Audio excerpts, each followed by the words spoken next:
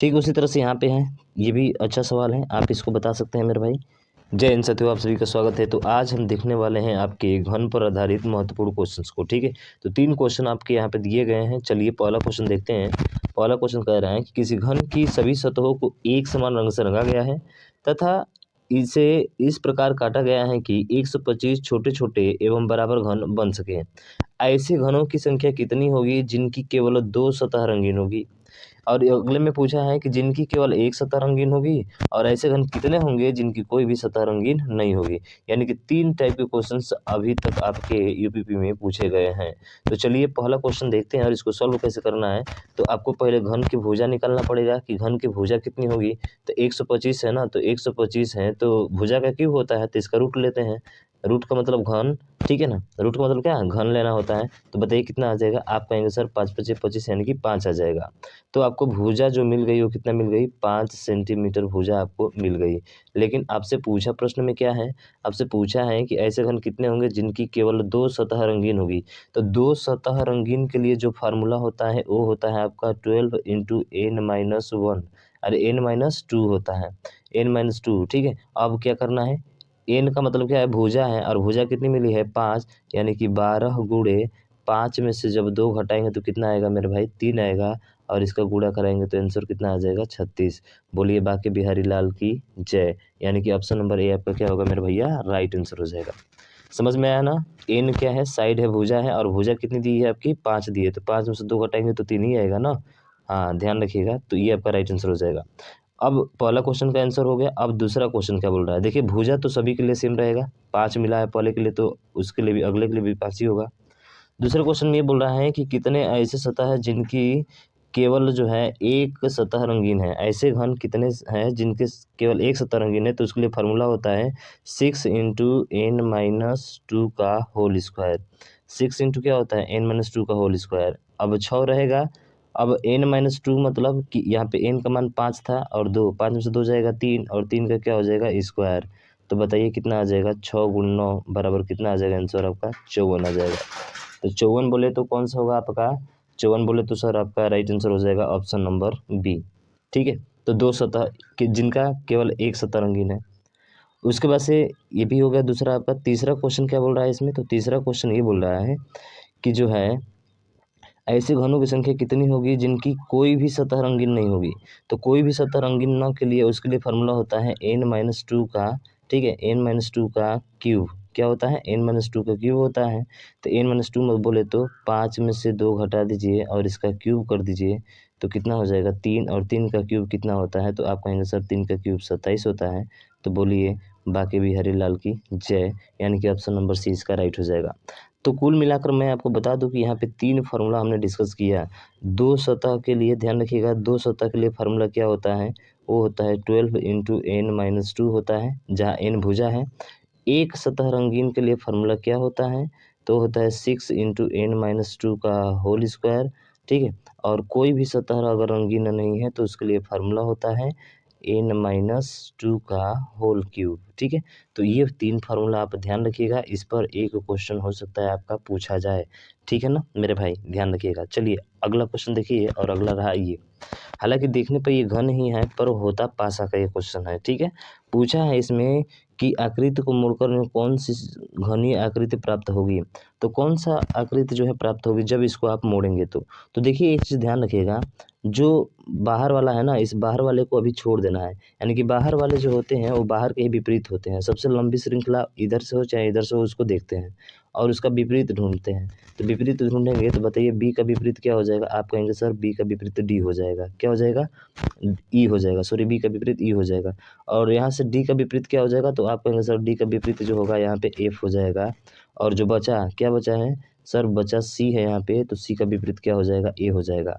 मतलब सी का विपरीत ए होगा, ठीक है, बी का विपरीत आपका ई होगा, उसके बाद से डी का विपरीत आपका क्या होगा, एफ होगा, और सी का विपरीत क्या होगा, ए होगा। यानी कि देखिए ये दोनों कभी एक साथ छुप नहीं सकते और एक साथ हट भी नहीं सकते हैं। ठीक है ना, कभी भी नहीं हट सकते। जैसे मान के चलिए सी के सामने ए कभी नहीं आ सकता है, तो सी के सामने ए देखिए इसमें है तो ये वाला तो आपका घन बना ही नहीं जा सकता है। ठीक है, उसके बाद से बी के सामने ई वाला नहीं आना चाहिए, तो बी के सामने ई वाला इसमें आ रहा है तो ये भी नहीं हो सकता है आपका। दोनों विपरीत एक दूसरे के कभी भी छुप नहीं सकते और ना ही एक साथ कभी दिखाई देते हैं, ठीक है ना, ये ध्यान रखिएगा। डी के विपरीत एफ, तो डी के विपरीत एफ इसमें मिल रहा है तो ये भी नहीं हो सकता है। अब सी के विपरीत ए है क्या इसमें, नहीं।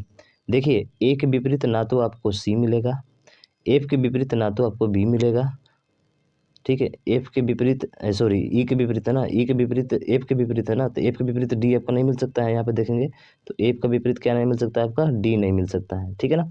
एफ का विपरीत आपको डी नहीं मिलेगा और बी का विपरीत जो है आपका, बी का विपरीत ई है ना, हाँ ये ई था, ई नहीं मिल सकता। इसका मतलब है कि ऑप्शन नंबर डी इसका क्या होगा, राइट आंसर हो जाएगा। तो विपरीत एक साथ छुप नहीं सकते और एक साथ दिखाई भी नहीं दे सकते, कहने का मतलब इसमें से केवल एक ही दिखाई देगा, समझ रहा है ना, एक साथ नहीं कभी खत्म हो सकते हैं। अगला देखिए सेम इसी पैटर्न में क्वेश्चन है।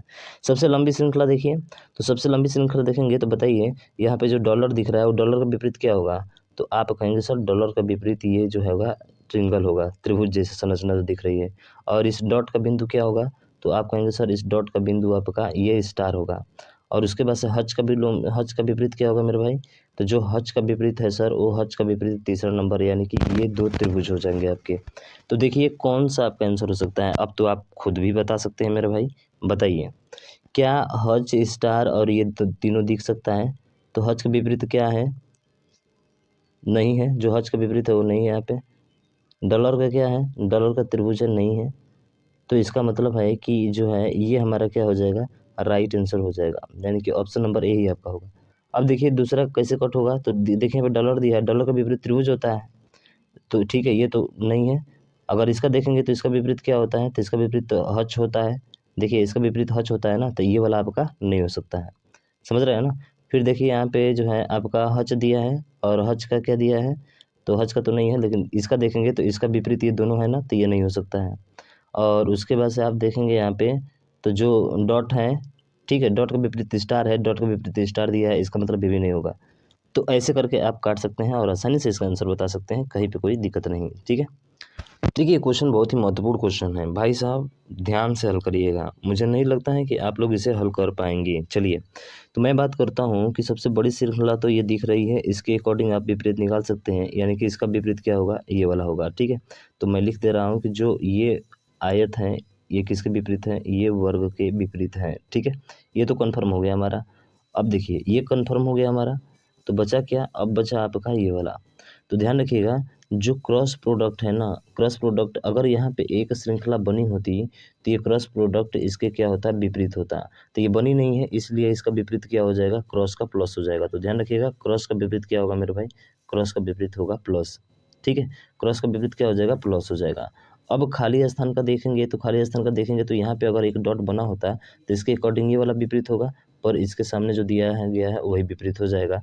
तो बताइए जो खाली है, जो खाली है उस खाली के विपरीत क्या होगा, तो आप कहेंगे उस खाली के विपरीत सर वो हो जाएगा। ऐसे विपरीत निकालना होता है। अब निकाल लिए तो ये दोनों आकृति एक साथ नहीं आ सकते हैं, देखिए इसमें आया है ये तो ख़त्म हो गया। फिर से क्रॉस के साथ आपका प्लस नहीं आना चाहिए, और क्रॉस के साथ प्लस प्लस तो कोई है नहीं है, ठीक है। क्रॉस के साथ प्लस नहीं आना चाहिए, ठीक है ना। चलिए उसके बाद से खाली है और खाली के साथ आपका ओ नहीं आना चाहिए, खाली के साथ इसमें भी ओ आया है और खाली के साथ इसमें भी ओ आया है। तो बताइए आपका आंसर कौन सा होगा, ऑप्शन नंबर सी होगा। अरे होगा कि नहीं, मैंने कहा था ना कि दोनों विपरीत एक साथ छुप नहीं सकते हैं भाई साहब, और एक साथ दिख नहीं सकते हैं, केवल एक ही दिखेगा इसमें से, ठीक है ना, विपरीत जो उसका होगा। तो ये बात ध्यान में रखिएगा, बहुत ही बड़ी बेहतरीन क्वेश्चन था। चलिए हम लोग अगले क्वेश्चन की तरफ चलते हैं और अगला क्वेश्चन आपके सामने ये रहा। अभी इस पे बताए थे भैया, आप तो इसको ऐसे चुटकी में बता सकते हैं, कोई दिक्कत नहीं है। क्या है, टी का विपरीत क्या होगा, आप कहेंगे सर टी का विपरीत होगा भी। टी का विपरीत क्या होगा मेरे भाई, टी का विपरीत भी होगा, यू का विपरीत डब्लू होगा, और जो बाहर है एक्स का विपरीत क्या होगा, एस होगा। क्या होगा, एस होगा, ठीक है। तो एस होगा, तो एस देख लीजिए, तो एस किसमें किसी आपको पूछा क्या है, तो यू के विपरीत सतह कौन सा है, तो यू के विपरीत क्या है मेरे भैया, अरे यू के विपरीत डब्लू है, तो बोलिए बाकी बिहारी लाल की जय, यानी कि ऑप्शन नंबर बी इसका राइट हो जाएगा। सिंपल सा क्वेश्चन है। तो भैया ऐसे क्वेश्चन पाने के लिए आप हमारे चैनल को सब्सक्राइब जरूर करिएगा, इसको ज़्यादा से ज़्यादा शेयर करिएगा, ठीक है। मिलते हैं नेक्स्ट वीडियो में नेक्स्ट क्वेश्चन के साथ, तब तक के लिए जय हिंद जय भारत।